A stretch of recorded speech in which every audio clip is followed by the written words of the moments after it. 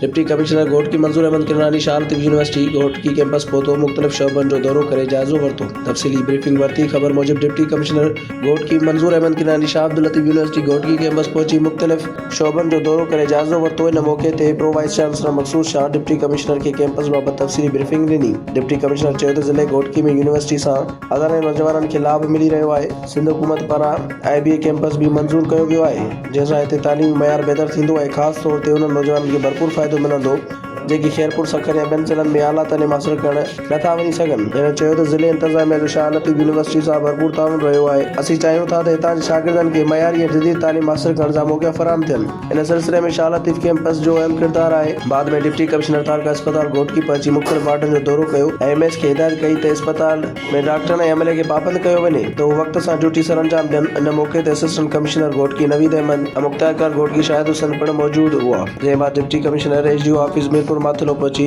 जारी तरक़ियाती कमनि जो जाइज़ो वरितो ऐं लाॻापियल इंजीनियरनि खे हिदायत कई त तामीरी कम जी मयार खे बहितर बणाए वक़्त सर मुकमल कयो वञे।